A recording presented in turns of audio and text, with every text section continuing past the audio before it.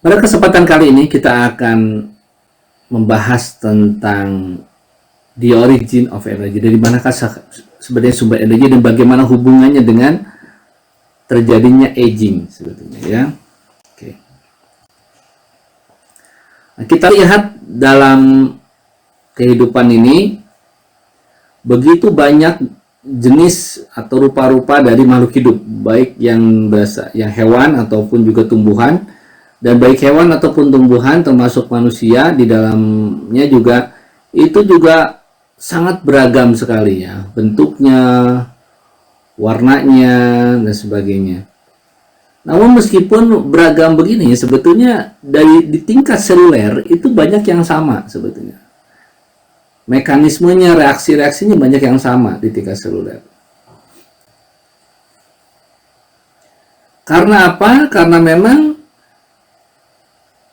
makhluk hidup itu memiliki hukum alam yang sama, physical law, same physical law, yang bisa diaplikasikan dalam berbagai reaksi biokimia dalam tubuh itu. Inilah yang membuat kemudian kehidupan ini bisa berjalan. Yang menjadi latar belakang dari slide ini merupakan berbagai reaksi biokimia yang terjadi dalam tubuh manusia dan hewan.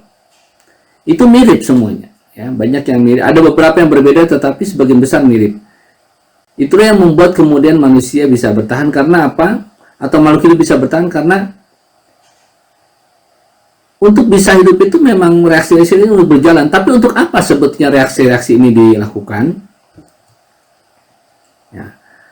Reaksi-reaksi yang tadi begitu rumit itu dilakukan, sebetulnya tujuannya adalah untuk menggunakan energi.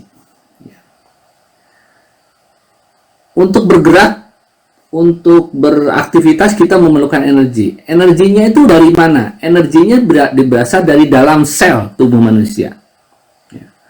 Di dalam sel tubuh manusia itu menghasilkan energi, dan energinya dikatalisis, diambil dari transformasi kimia, ya. Dan dalam transformasi kimia itulah kemudian transformasi itu kimia itu yang kita katakan sebagai reaksi biokimia. Reaksi-reaksi biokimia ini juga itu yang bisa membuat molekul sederhana menjadi kompleks atau sebaliknya, kompleks menjadi sederhana. Sebagai contoh, ketika kita makan, kita mengkonsumsi protein, misalkan daging, maka dengan reaksi biokimia, dengan bantuan enzim, protein yang terdapat dalam daging akan dipecah menjadi asam amino, dan kemudian nanti di dalam tubuh, asam amino yang berasal dari daging ini akan dibentuk kembali menjadi berbagai molekul yang kompleks, menjadi berbagai hormon. Ada hormon insulin, estrogen, progesteron, ya, oksitosin, prolaktin, dan sebagainya. Jadi, reaksi-reaksi tadi itu menggambarkan bagaimana tubuh bisa membuat sesuatu yang kompleks menjadi sederhana, dan sederhana menjadi kompleks dengan bantuan energi.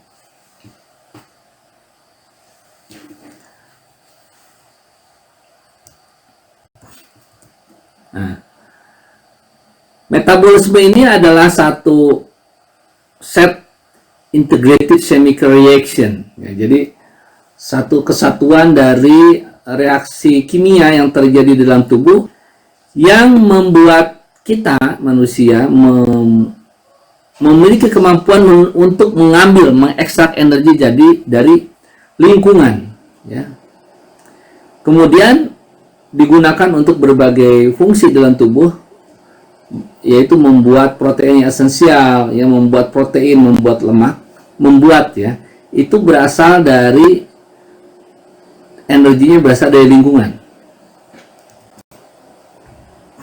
Nah, seperti yang tadi dibahas bahwa untuk bergerak, untuk beraktivitas manusia memerlukan energi, ya, seperti di sini nih, ini para pesepak bola wanita itu memerlukan energi yang membuat kemudian otot bisa bergerak, ya. Itu karena ada energi, ya. Membuat atlet ini atau pemain bola ini bisa bergerak karena ada energi. energi yang dihasilkan dari sel.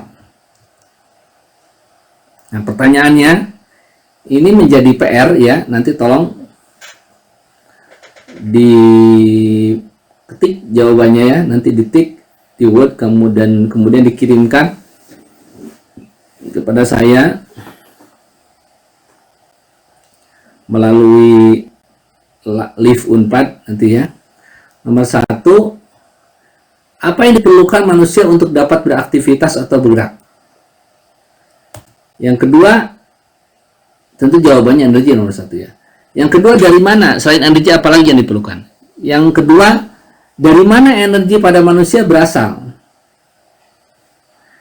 Kalau mungkin masih ingat ya, hukum kekekalan energi, bahwa energi itu tidak bisa dibuat dan juga tidak bisa dihancurkan, tapi dia bisa berpindah. Nah, sebetulnya energinya dari mana manusia itu? Kemudian bagaimana prosesnya? Terangkan secara sederhana. Apa dampak dari proses itu? Dan kemudian apa dampak yang dilakukan untuk mengurangi? Apa yang dapat dilakukan untuk mengurangi dampak dari proses tersebut? Ya, jadi ada 5 pertanyaan, tolong dijawab ya. Waktunya seminggu sampai Selasa minggu depan, sampai dengan Kamis minggu depan ya. Nah, sumber energi dari manusia itu adalah energi kimia sebenarnya yang terdapat di dalam zat gizi, yaitu karbohidrat, lemak, dan protein. Jadi karbohidrat, lemak, dan protein mengandung energi kimia yang kemudian akan digunakan oleh tubuh untuk energi tubuh.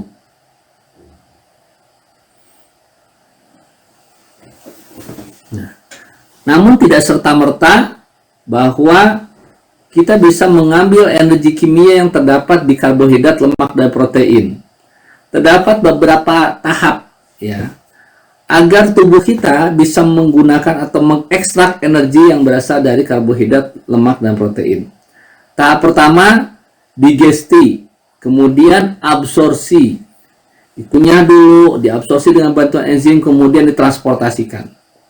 Tahap yang kedua, setelah transportasikan, molekulnya yang dari besar itu dibuat menjadi kecil, breakdown of molecule. Jadi molekul kompleks seperti tadi protein akan dipecah menjadi asam amino. Nah, baru tahap yang ketiga, dilakukan transfer of energy to a form cell use ya. Energi yang didapatkan dari pemecahan karbohidrat, lemak, protein itu akan disimpan sebagai diubah ya menjadi adenosin trifosfat ya, ATP ya. ATP ini akan menjadi energi currency nantinya, akan menjadi alat tukar energi di dalam tubuh. Nah, sekarang kalau kita mengkonsumsi makanan yang mengandung karbohidrat, lemak, kita kan tidak pernah sebetulnya secara sengaja mengkonsumsi karbohidrat kan, tidak pernah sengaja mengkonsumsi lemak, kecuali maksudnya kalau, tapi di dalam makanan tersebut mengandung karbohidrat, lemak, dan protein. Contoh, kita hanya makan nasi saja misalnya. Nasi itu bukan berarti itu karbohidrat, tapi dia mengandung karbohidrat dan bisa menghasilkan mengkatabolisme ya, mengubah karbohidrat tersebut itu menjadi energi ya. Jadi ada 3 tahapan secara umum bagaimana makanan itu bisa meningkatkan ya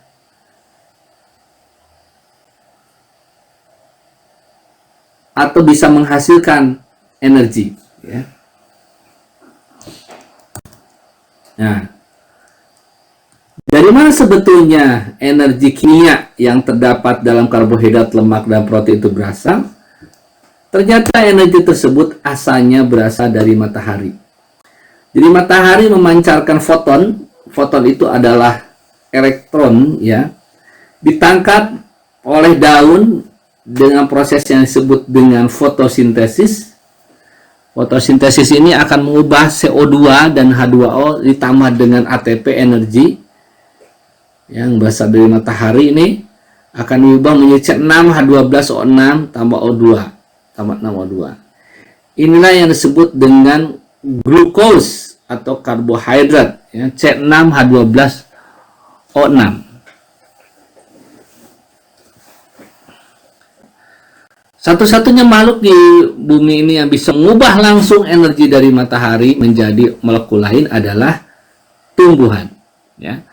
Karena tumbuhan memiliki klorofil, yang klorofil itu kalau terkena sinar matahari ditambah dengan CO2 dan H2O akan menghasilkan karbohidrat.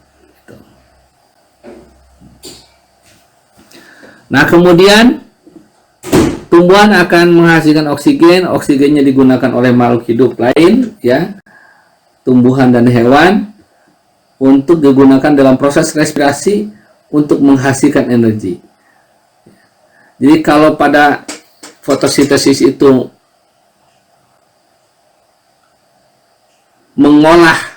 membutuhkan energi untuk membuat glukos, untuk membuat karbohidrat, justru pada proses respirasi yang terdapat pada tubuh manusia terjadi sebaliknya, di mana glukosa ini akan dipecah menjadi CO2, H2O dan energi ya, atau tenaga.